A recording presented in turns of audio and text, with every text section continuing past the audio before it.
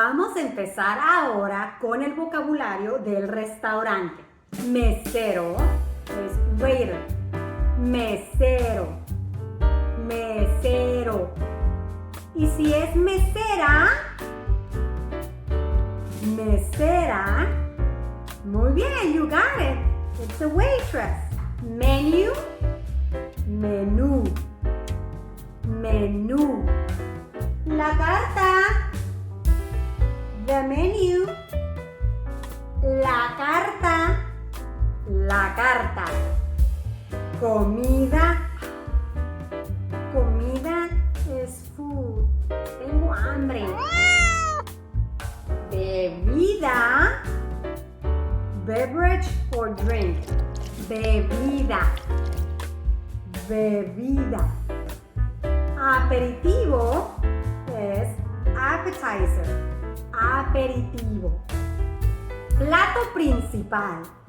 Plato principal. Main dish. Dessert. Postre.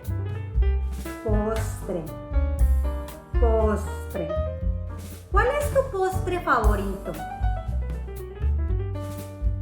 El mío son las donas. Dime cuál es tu postre favorito. Y no me gustaban las donas, ¿eh? Pero desde que tuve a mi bebé, ahora todo lo que tiene azúcar me encanta. Ok, déjame decir en la descripción del video cuál es tu postre favorito. Seguimos. La cuenta. The check. La cuenta. La cuenta. Propina es tip.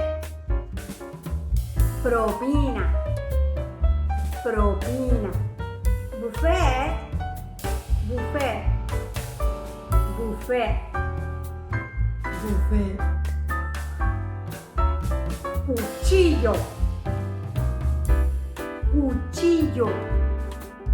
Cuchillo. Knife. Tenedor. Fork. Tenedor. Tenedor. Muy bien. ¿Cómo se dice spoon? Cuchara. Cuchara. Cuchara. Vaso. Vaso. Glass. Vaso. Servilleta. Servilleta. Servilleta. Napkin. Muy bien. Comida para llevar. Comida para llevar. Take out food or food to go. Thank you so much for watching. Hasta luego.